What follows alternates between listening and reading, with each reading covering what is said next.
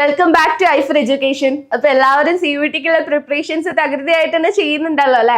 നമ്മുടെ രജിസ്ട്രേഷനുള്ള ടൈം ആയിട്ടുണ്ട് ആൻഡ് January 24th വരെ നിങ്ങൾക്ക് CUET-ക്ക് അപ്ലൈ ചെയ്യാൻ പറ്റുന്നതാണ്. അപ്പൊ എല്ലാവരും അത് എത്രയും പെട്ടെന്ന് തന്നെ ചെയ്യാൻ വേണ്ടി ശ്രമിക്കുക. ഓക്കെ, ആൻഡ് നമ്മൾ കഴിഞ്ഞ ക്ലാസ്സിൽ ഇന്ത്യൻ ഇംഗ്ലീഷ് റൈറ്റേഴ്സിനെ കുറിച്ച് പറഞ്ഞുകൊണ്ടിരിക്കുകയായിരുന്നു അല്ലെ. സോ ഇന്ന് നമുക്ക് അതിന്റെ കണ്ടിന്യൂവേഷൻ ആണ് നോക്കാനുള്ളത്. വേറെയും കുറച്ച് റൈറ്റേഴ്സിന്റെയും കാര്യങ്ങളുമാണ് നമ്മൾ ഇന്ന് നോക്കാൻ പോകുന്നത്.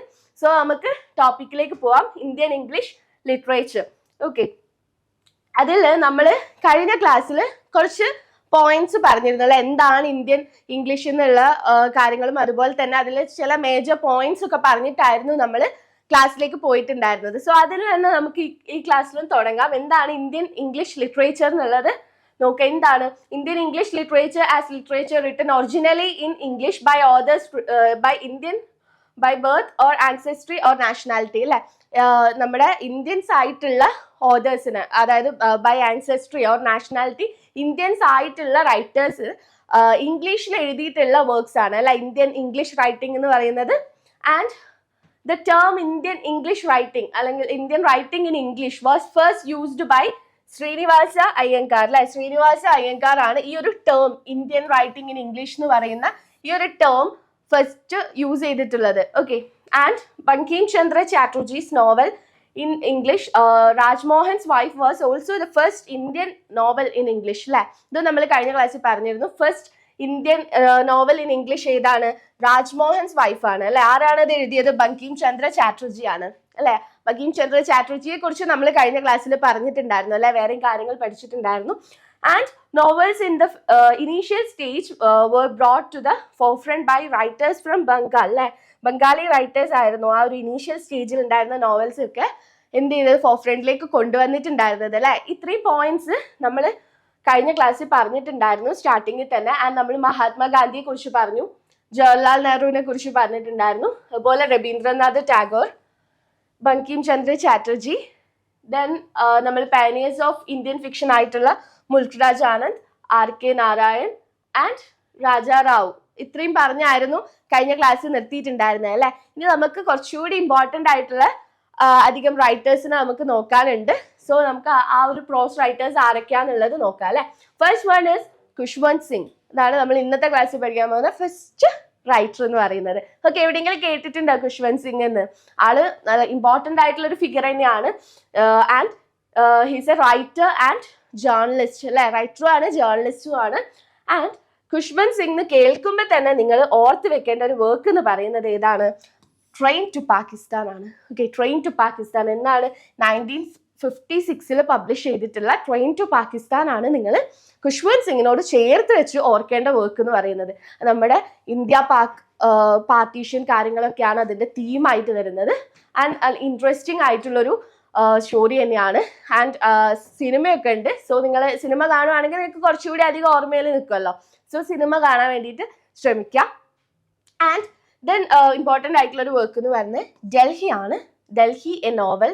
അത് 1990 പബ്ലിഷ് ചെയ്തിട്ടുള്ളത്. Then why I supported the emergency, അത് 2009 പബ്ലിഷ് ചെയ്തിട്ടുള്ളത്. അപ്പൊ ഈ ഒരു 3 വർക്ക്സ് ആണ് ഇമ്പോർട്ടൻ്റ് ആയിട്ട് ഖുശ്വന്ത് സിംഗിൻ്റെതായിട്ട് പറയാനുള്ളത്. First one train to Pakistan ആണ്. Then Delhi a novel and why I supported the emergency. Okay, ഇതാണ് നിങ്ങൾക്ക് 3 ഇമ്പോർട്ടൻ്റ് ആയിട്ടുള്ളത് ഖുശ്വന്ത് സിംഗിന്റെ വർക്ക്സിൽ പറയാനുള്ളത്. ട്രെയിൻ ടു പാകിസ്ഥാൻ ഒരിക്കലും മറക്കരുത്. ഖുശ്വന്ത് സിംഗ് ആണ് എഴുതിയെന്നുള്ളത് ഒരിക്കലും മറക്കരുത്. Okay, then we have Arundhati Roy. Arundhati റോയുടെ കേസ് പറയുകയാണെങ്കിൽ നിങ്ങൾക്ക് എല്ലാവർക്കും ഫെമിലിയർ ആയിട്ടുള്ള ഒരു വർക്ക് തന്നെയാണ് ഏറ്റവും ഇമ്പോർട്ടൻ്റ് ആയിട്ട് പറയാനുള്ളത് എന്നുള്ളതാണ്. ഏതാണ്? The god of small things ആണ് അല്ലെ. The god of small things ഇത് മാൻ ബുക്കർ പ്രൈസ് കിട്ടിയിട്ടുണ്ട്. ആൻഡ് 1997 മാൻ ബുക്കർ പ്രൈസ് കിട്ടിയിട്ടുള്ളത്. ആ ഇയറിൽ തന്നെയാണ് ഈ വർക്ക് പബ്ലിഷ് ചെയ്തത്. ആൻഡ് സെയിം ഇയറിൽ മാൻ ബുക്കർ പ്രൈസ് കിട്ടിയിട്ടുണ്ട് എന്നുള്ളതാണ്. And the ministry of utmost happiness ആണ് നെക്സ്റ്റ് ഇമ്പോർട്ടൻറ്റ് വർക്ക് വരുന്നത്. അത് പബ്ലിഷ് ചെയ്തിട്ടുള്ളത് 2017 okay, the ministry of utmost ഹാപ്പിനെസ്സും ദ ഗോഡ് ഓഫ് സ്മോൾ തിങ്സും ആണ് നിങ്ങൾ അരുന്ധതി റോയ് വരുന്ന സമയത്ത് ഓർക്കേണ്ട ഇമ്പോർട്ടൻ്റ് ആയിട്ടുള്ള വർക്ക്സ് വരുന്നത്. Okay, then we have Aravind Adiga. Okay, Aravind Adiga എന്ന് പറയുമ്പോൾ ഇതേപോലെ ഓരോ ഇന്ത്യൻ റൈറ്റേഴ്സിനെ പറയുമ്പോൾ നിങ്ങൾ അത്രയും ഓർത്ത് വെക്കേണ്ട ഒരു വർക്ക് ഞാൻ ഇങ്ങനെ പറയും, അതായത് അതിന്റെ കൂടെ ഓർത്ത് വെക്കേണ്ട വർക്ക്. അപ്പൊ നമ്മൾ ഖുശ്വന്ത് സിംഗിന്റെ കേസിൽ ട്രെയിൻ ടു പാകിസ്ഥാൻ ആണെങ്കിൽ അരവിന്ദ് അഡിഗ എന്ന് പറയുമ്പോൾ തന്നെ നിങ്ങൾ ഓർക്കേണ്ട വർക്ക് എന്ന് പറയുന്നത് വൈറ്റ് ടൈഗർ ആണ്. ഓക്കെ, ഇത് വൈറ്റ് ടൈഗർ ആണ്. ആൻഡ് അത് 2008 പബ്ലിഷ് ചെയ്തിട്ടുള്ളത്. അതുപോലെ തന്നെ അതിന് മാൻ ബുക്കർ പ്രൈസും കിട്ടിയിട്ടുണ്ട് സെയിം ഇയറിൽ തന്നെ. ആൻഡ് ഇതിലെ സ്റ്റോറിയും ഇതുപോലെ തന്നെ നമ്മുടെ വർക്കിംഗ് ക്ലാസ് ആളുകളുടെ ആ ഒരു ബുദ്ധിമുട്ട് കാര്യങ്ങളെല്ലാമാണ് പറയുന്നത്. ബൽറാം ഹൽവായി എന്ന് പറയുന്നതാണ് ഇതിലെ മേജർ ക്യാരക്ടർ വരുന്നത്. ആൻഡ് ഇൻട്രസ്റ്റിംഗ് ആയിട്ടുള്ള ഒരു സ്റ്റോറി തന്നെയാണ്. നിങ്ങൾക്ക് ഇതിന്റെ ഫിലിമൊക്കെ അവൈലബിൾ ആണ്. ആൻഡ് നമ്മുടെ പ്രിയങ്ക ചോപ്രയൊക്കെ അഭിനയിച്ചിട്ടുണ്ട്. ഇതിലൊരു മേജർ ക്യാരക്ടർ ആയിട്ടുള്ള പിങ്കി മാഡം ആയിട്ട് പ്രിയങ്ക ചോപ്രയാണ് അഭിനയിച്ചിട്ടുള്ളത്. സോ നിങ്ങൾക്ക് ഈ ഒരു മൂവി കാണാവുന്നതാണ്. വായിക്കുക മാക്സിമം നിങ്ങൾ ഒരു ലിറ്ററേച്ചർ സ്റ്റുഡൻ്റ് ആയിരിക്കുമ്പോൾ നിങ്ങൾ വായിക്കാൻ ശ്രമിക്കുക. പക്ഷേ ഞാൻ പറയുന്നത് എന്താ വെച്ചിട്ടുണ്ടെങ്കിൽ എല്ലാം നമുക്കിപ്പോൾ ഈ ഒരു CUET-യുടെ ഇടയ്ക്ക് വായിച്ച് മനസ്സിലാക്കാനോ അല്ലെങ്കിൽ അങ്ങനെ ആക്കാനോ ബുദ്ധിമുട്ടായിരിക്കും. സോ എന്ത് ചെയ്യുക, ഫിലിം കാണുകയാണെങ്കിൽ നിങ്ങൾക്ക് കുറച്ചുകൂടി ഇൻട്രസ്റ്റ് ആയിരിക്കുമല്ലോ. സോ അങ്ങനെയെങ്കിലും ആ ഒരു ഇത് കാണാനൊക്കെ ശ്രമിക്കുക. ഓക്കെ, നല്ല ഒരു സ്റ്റോറി തന്നെയാണ്, അതുകൊണ്ടാണ് പറയുന്നത്. Okay, then between the assassinations ആണ് നെക്സ്റ്റ് വർക്ക് വരുന്നത്. ആൻഡ് അത് 2008 തന്നെയാണ് അതും പബ്ലിഷ് ചെയ്തിട്ടുള്ളത്. Then last man in tower ആണ്, അത് 2011 ആൻഡ് സെലക്ഷൻ ഡേ അത് 2016 സോ ഒരു കണ്ടംപററി റൈറ്റർ ആണെന്ന് മനസ്സിലായല്ലോ അല്ലെ. 2016 ആണ് വരുന്നത് അല്ലെ. നമ്മുടെ ഈ ഇപ്പോൾ ഉള്ള ഈ ഒരു സെഞ്ചുറി തന്നെയുള്ള റൈറ്റർ ആണെന്ന് മനസ്സിലായില്ലേ. സോ എന്ത് ചെയ്യുക, അതിൻ്റെതായ ഇമ്പോർട്ടൻസ് കൊടുത്ത് പഠിക്കുക. ഓക്കെ, സോ ഇത്രയാണ് അരവിന്ദ് അഡിഗനെ കുറിച്ച് പറയാനുള്ളത്. ആൻഡ് വൈറ്റ് ടൈഗർ മറക്കാതിരിക്കുക. അരവിന്ദ് അഡിഗ എന്ന് കേൾക്കുമ്പോൾ തന്നെ അത് ഓർക്കാൻ ശ്രമിക്കുക. And next one is Kiran Desai. Kiran Desai is daughter of Anita Desai. Anita Desai is also an important figure. Important figure ആണ് ഇന്ത്യൻ റൈറ്റിംഗിലേക്ക് വരുന്ന സമയത്ത്. And the Inheritance of Loss ആണ് നിങ്ങൾ കിരൺ ദേശായിനോട് ചേർത്ത് വെച്ച് ഓർത്തിരിക്കേണ്ട വർക്ക് എന്ന് പറയുന്നത് the Inheritance of Loss. And അത് 2006 പബ്ലിഷ് ചെയ്തിട്ടുള്ളത്. അതിനും എന്ത് കിട്ടിയിട്ടുണ്ട്, മാൻ ബുക്കർ പ്രൈസ് കിട്ടിയിട്ടുണ്ട്. സോ മാൻ ബുക്കർ പ്രൈസ് എന്തോ ഒരു ഇമ്പോർട്ടൻ്റ് ആണെന്ന് നിങ്ങൾക്ക് മനസ്സിലാവുന്നില്ല അല്ലേ. അതായത് മാൻ ബുക്കർ പ്രൈസ് കിട്ടിയിട്ടുള്ള വർക്ക്സ് നിങ്ങളെ CUET-നെ സംബന്ധിച്ച് കുറച്ച് ഇമ്പോർട്ടൻ്റ് ആണ്. ആൻഡ് അതൊക്കെ ഒന്ന് ഓർത്ത് വെക്കുക. ആൻഡ് നന്നായിട്ട് തന്നെ പഠിച്ചു വെക്കുക. ആൻഡ് നിങ്ങളുടെ current literary trends and awards പഠിക്കുന്ന സമയത്ത് നിങ്ങൾ കാര്യമായിട്ടും അതിൽ എന്ത് ചെയ്യുക, ഇന്ത്യൻ റൈറ്റേഴ്സിനെ ചേർത്ത് വെച്ച് പഠിക്കാൻ ശ്രമിക്കുക. Okay, and next we have Vikram Seth. Vikram സേത്തിൻ്റെ 2 ഇമ്പോർട്ടൻ്റ് ആയിട്ടുള്ള വർക്ക്സ് ആണ് നമുക്ക് പറയാനുള്ളത്. First one is a suitable boy. അത് പബ്ലിഷ് ചെയ്തിട്ടുള്ളത് 1993 ആൻഡ് ഇത് എത്ര പേജസ് ഉണ്ടെന്ന് ഇവിടെ പറയുന്നുണ്ട്. 1349 പേജസ് അത് അല്ലേ ആ നോവലിൽ. ആൻഡ് ദ ഗോൾഡൻ ഗേറ്റ് എന്ന് പറയുന്നത് ആളുടെ മറ്റൊരു ഇമ്പോർട്ടൻറ്റ് വർക്കാണ്. അത് പബ്ലിഷ് ചെയ്തിട്ടുള്ളത് 1986 and it is a verse novel. എന്താണ് വേഴ്സ് നോവൽ? എന്താണ് ആർക്കെങ്കിലും അറിയോ വേഴ്സ് നോവൽ എന്താണ്? അതിനൊരു നോവലിന്റെ സ്റ്റോറി ഉണ്ടാവും, നരേറ്റ് ചെയ്യാൻ അതൊരു നോവൽ സ്റ്റൈലിലുള്ളൊരു സ്റ്റോറി തന്നെ ഉണ്ടാവും. നോവലിലുള്ള അത്രയും തന്നെ ക്യാരക്ടേഴ്സ് ഉണ്ടാവും, പക്ഷെ അത് എഴുതിയിട്ടുണ്ടായിരിക്കുക വേഴ്സ് ആയിട്ടായിരിക്കും. ഓക്കെ, വേഴ്സ് ഫോമിൽ എഴുതിയിട്ടുള്ള ഒരു നോവൽ തന്നെ പറയാം. അതാണ് വേഴ്സ് നോവൽ എന്ന് പറയുന്നത്. Okay, so the golden Gate by Vikram Seth is a verse novel. Okay, so എത്രയാണ് വിക്രം സേത്തിനെ കുറിച്ച് പറയാനുള്ളത്. Then we have Amitav Ghosh. Amitav Ghosh നിങ്ങൾ കേട്ടിട്ടുണ്ടായിരിക്കും, ഇമ്പോർട്ടൻ്റ് ആയിട്ടുള്ള ഒരു റൈറ്റർ തന്നെയാണ്. അമിതാവ് ഘോഷിന്റെ കുറച്ച് ഇമ്പോർട്ടൻറ്റ് വർക്ക്സ് പറയാനുള്ളത്. First one is the circle of reason publish ചെയ്തിട്ടുള്ളത് 1986 and the glass palace publish ചെയ്തിട്ടുള്ളത് 2000 and the river of smoke. Okay, the river of smoke അത് 2011 ആൻഡ് ദ കൽക്കട്ട ക്രോമസോം അത് 1995 പബ്ലിഷ് ചെയ്തിട്ടുള്ളത്. Then we have the Hungry Tide 2004 ഒരു important ആയിട്ടുള്ള ഒരു വർക്കാണ്. Okay, so അത്രയാണ് നമുക്ക് അമിതാവ് ഘോഷിനെ കുറിച്ച് പറയാനുള്ളത്. ആൻഡ് ദ ഹംഗ്രി ടൈഡ് നമുക്ക് കുറച്ചുകൂടി എൻവിറോൺമെന്റൽ ഇഷ്യൂസും കാര്യങ്ങളൊക്കെ ഡീൽ ചെയ്യുന്ന ഒരു വർക്കാണ്. അത് അത്യാവശ്യം ഇമ്പോർട്ടൻ്റ് ആയിട്ടുള്ള ഒരു വർക്ക് തന്നെയാണ്. ആൻഡ് വി ഹാവ് ചിത്ര ബാനർജി ദിവാകരണിയുടെ ദിവാകരനോട് ചേർത്ത് വെച്ച് നിങ്ങൾ ഓർക്കേണ്ട വർക്ക് എന്ന് പറയുന്നത് ദ പാലസ് ഓഫ് ഇല്യൂഷൻസ് ആണ്. ദ പാലസ് ഓഫ് ഇല്യൂഷൻസ് എന്ന് എവിടെയെങ്കിലും കേട്ടിട്ടുണ്ടോ? എന്താണ് ഈ പാലസ് ഓഫ് ഇല്യൂഷൻസ് എന്ന് അറിയോ? മഹാഭാരതത്തിലുണ്ട് അല്ലെ. നിങ്ങൾക്കൊരു പാലസ് ഓഫ് ഇല്യൂഷനെ കുറിച്ച് നിങ്ങൾ പഠിക്കുന്നില്ലേ? അറിയലുണ്ടായിരിക്കുമല്ലോ എല്ലാവർക്കും. നമ്മുടെ പാണ്ഡവരുണ്ടാക്കുന്ന ആ ഒരു കൊട്ടാരത്തിനെ കുറിച്ച്, ആ ഒരു പാലസിനെ കുറിച്ച് തന്നെയാണ് ഇതിൽ പറയുന്നത്.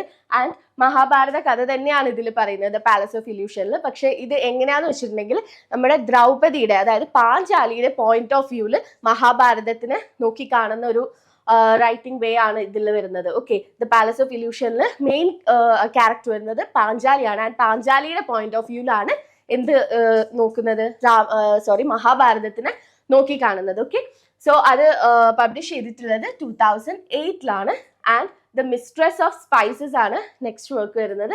അത് പബ്ലിഷ് ചെയ്തിട്ടുള്ളത് 1997 ദെൻ ക്യൂൻ ഓഫ് ഡ്രീംസ് അത് 2004 ഓക്കെ, 2004 പബ്ലിഷ് ചെയ്തിട്ടുള്ളത്. അപ്പം ഈ ഒരു 3 വർക്ക്സ് ആണ് നിങ്ങൾ നമ്മുടെ ചിത്ര ബാനർജി ദിവാകരണിയുടെ ഇമ്പോർട്ടൻറ്റ് വർക്ക്സ് ആയിട്ട് ഓർത്ത് വെക്കേണ്ടതും പഠിക്കേണ്ടതും ആയിട്ടുള്ള വർക്ക്സ് വരുന്നത്. അപ്പം നമ്മളിപ്പോൾ ഇന്ന് ഇത്രയാണ് പറയാനുണ്ടായിരുന്നത്. ഇത്രയും റൈറ്റേഴ്സിനെയാണ് നമ്മൾ നോക്കുന്നത്. അപ്പോൾ ആരൊക്കെയാണെന്നുള്ളത് നമുക്ക് ഒന്നുകൂടി നോക്കാം.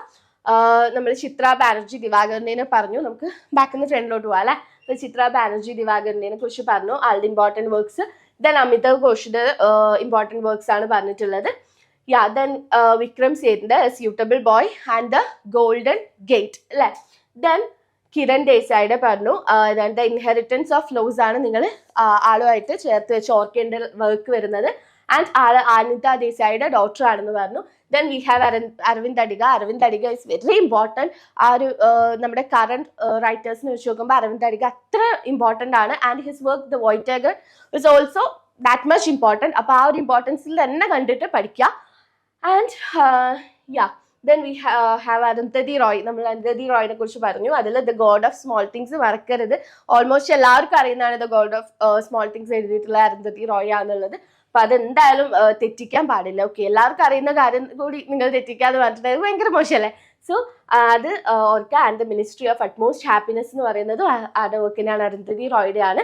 And the god of small തിങ്സിന് അത് പബ്ലിഷ് ചെയ്തത് 1997 ആ സെയിം ഇയറിൽ തന്നെ മാൻ ബുക്ക് പ്രൈസ് കൂടി കിട്ടിയിട്ടുണ്ട്. സോ അത് ആ പോയിന്റ് കൂടി ഒന്ന് ഓർത്ത് വെക്കുക. എന്നാൽ നമ്മൾ ഫസ്റ്റ് പറഞ്ഞിരുന്ന ആരായിരുന്നു, ഖുഷ്വന്ത് സിംഗിനെയാണ് അല്ലെ. ഖുഷ്വന്ത് സിംഗിന്റെ ട്രെയിൻ ടു പാകിസ്ഥാൻ മറക്കാതിരിക്കുക. അതാണ് 1956 അത് പബ്ലിഷ് ചെയ്തിട്ടുള്ളത്. So that's all for today session.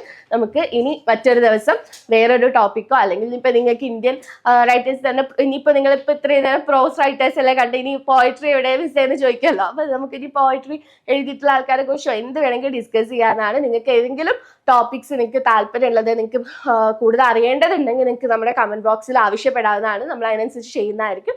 അപ്പോൾ ഇനി അതല്ല, നിങ്ങൾക്ക് ഇത് നമ്മുടെ ഇതിൻ്റെ ഒരു ഡീറ്റെയിൽഡ് കോഴ്സ് തന്നെ വേണമെന്നുണ്ടെങ്കിൽ you can join our online course. അപ്പോൾ അതുവരെ നമുക്ക് അടുത്തൊരു വീഡിയോയിൽ കാണുന്നവരേക്കും ബൈ ആൻഡ് നന്നായി പഠിക്കുക. Okay, all the best.